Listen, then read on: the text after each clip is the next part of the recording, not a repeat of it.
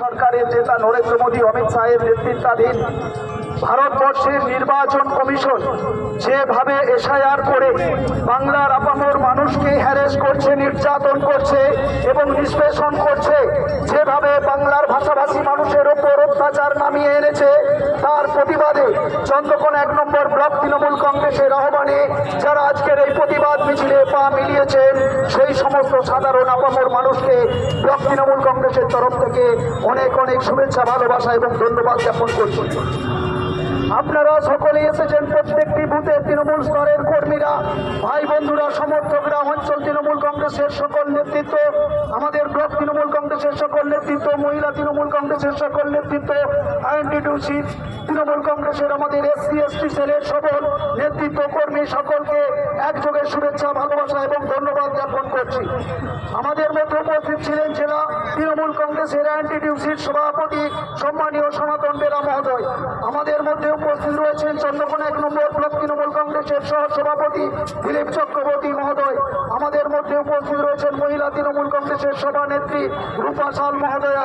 উপস্থিত আছেন আমাদের আইএনটিটিউসির ব্লক তৃণমূল কংগ্রেসের সভাপতি সমীর দাস মহাশয়। উপস্থিত আছেন এসসি এসটি সেলের ব্লক সভাপতিগণ। সকলকে শুভেচ্ছা, ভালোবাসা, ধন্যবাদ জ্ঞাপন করছি।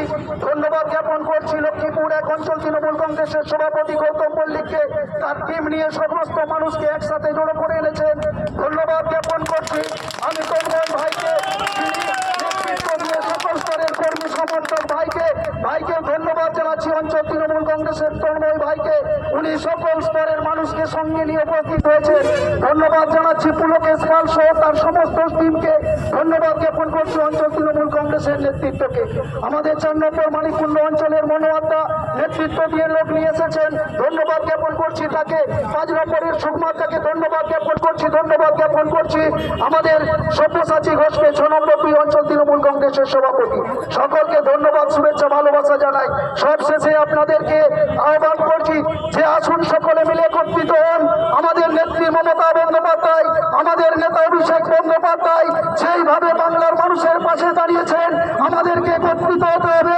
কারণ আমরা সকলেই জানি যে সাম্প্রদায়িক বিজেপি সরকারের নেতা নরেন্দ্র মোদী অমিত শাহের নেতৃত্বে আজকে ভারতবর্ষের নির্বাচন কমিশন ওই নরেন্দ্র মোদী অমিত শাহের অঙ্গুলি এলনে আজকে এসআইআর করেছে। এসআইআর কি আজকের এসআইআর প্রত্যেকটা বিডিও অফিস, এসডি অফিস এবং ডিএম অফিসে গেলে আপনারা তা উপলব্ধি করতে পারছেন। আমরা কি দেখছি, 80 বছরের বয়স্ক মানুষ তাদেরকে ওই নোটিশ করে, হিয়ারিং করে আজকে ঘন্টার পর ঘন্টা লাইনে দাঁড় করিয়ে দেওয়া হয়েছে। এসআইআর করে আজকে বাংলার অসংখ্য মানুষ আত্মহত্যা করছে, মৃত্যুবরণ করতে বাধ্য হচ্ছে।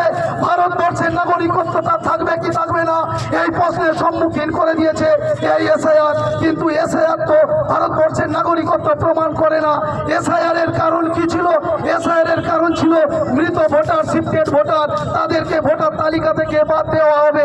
ভোটার লিস্টে কারো যদি নাম যদি একটাও না ওঠে, যদি বৈধ ভোটার একটি নামও বাদ যায়, আমাদের তৃণমূল কংগ্রেস রাজপথে আন্দোলনে নামবে।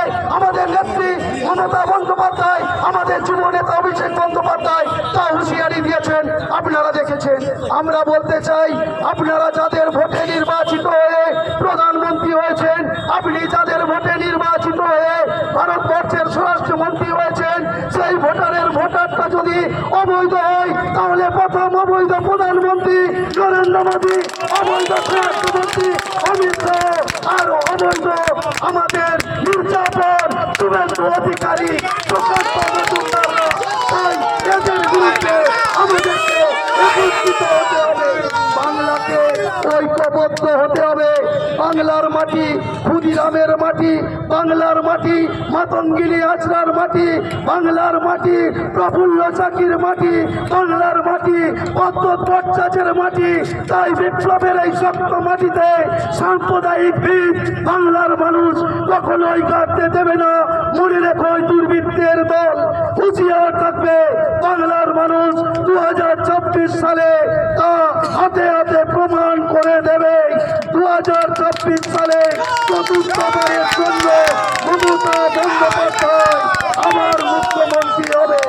আমরা বলতে চাই, যতই নারকল কাঠি বাংলার নবান্নে আবার হাওয়ায় ঘটি, যতই করো হামলা আমার জিতবে বাংলা, যতই করো হামলা আমার জিতবে বাংলা, যতই করো হামলা